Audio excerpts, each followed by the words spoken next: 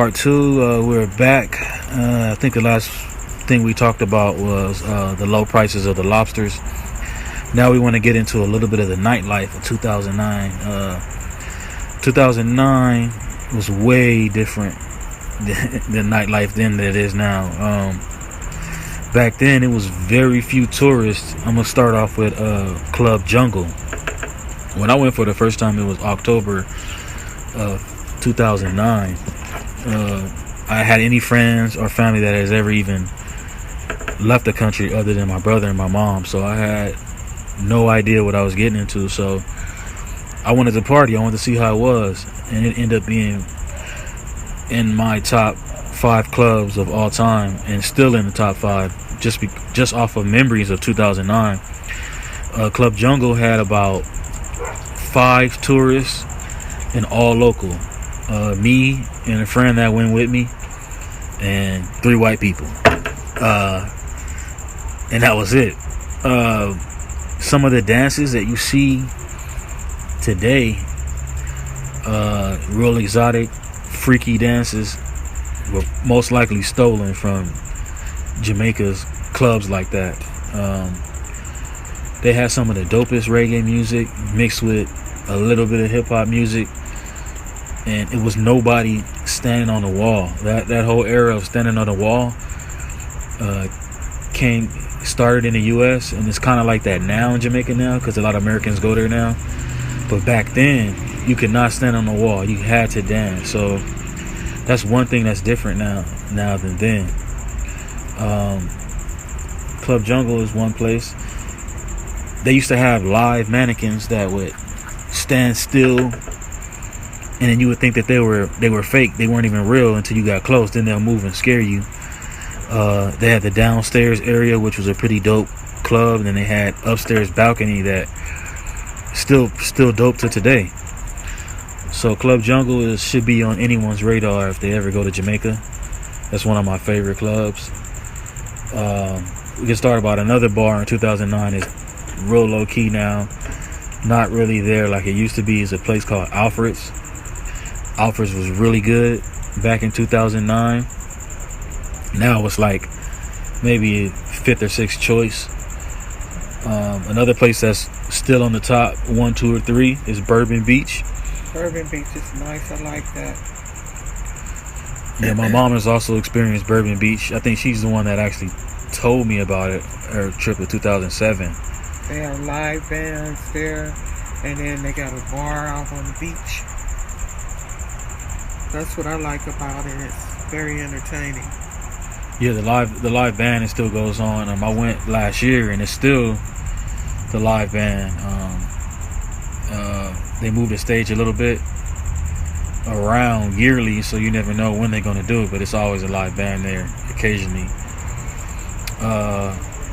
Another club that I would go to back in 2019, which I would have recommended to anybody. I went by myself, and to this day I still go by myself. If I do go, if there's no club popping at night, this place always has music, and it's weirdly entertaining.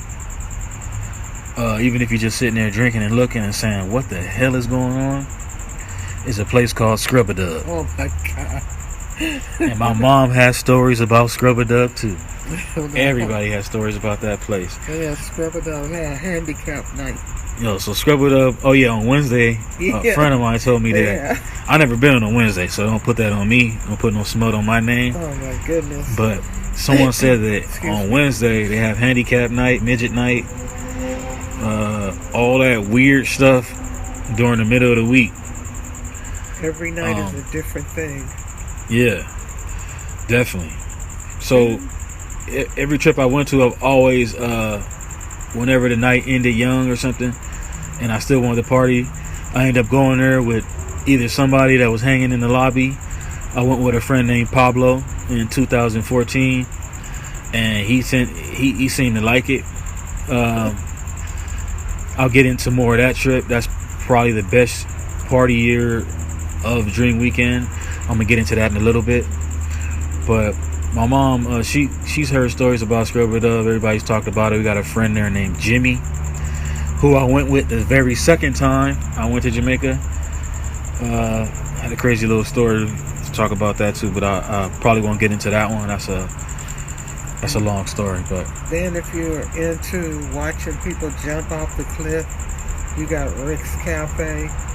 oh A lot of yeah, people like that, but I didn't get the feel for that because I don't like watching people jump off of far cliffs. So that was pretty interesting. They have the lighthouse that you can go visit. They'll have a tour, takes you up to the lighthouse on the way to Rick's Cafe, if that's what you want to do. yeah. But getting back to Rick's Cafe, it's not me, but a lot of people like it because it's famous for people jumping off cliffs. Yeah. Many people have jumped off that cliff and lived to tell the story, and there's been a few that didn't. So Rick's Cafe is if that's your thing, you go ahead and do it. But yeah, for nightlife there, Montego Bay's nightlife has always been touristy for me. Too touristy for me. I try to get away from Americans, but 2009 I didn't spend much time in Montego Bay. 2010 I spent one day. I didn't really like the clubs. I went again 2015, 16, and then last year I went. Last year was okay, but it was just too many Americans for me in that area, so I normally get out away from there. Yeah, far away. But around the other way, going the opposite direction, Ocho Rios, then you go to the Blue Lagoon. That's where Janice Jackson has a place on that lake that she goes and stay at. The Blue Lagoon is where they filmed the movie Blue Lagoon, and you're talking about a beautiful place. They have this experience with the water there is really awesome. Nice. So Yeah. there we go. And that's a little bit of our take of the nightlife in Jamaica. Part 2. We'll see you guys in part 3.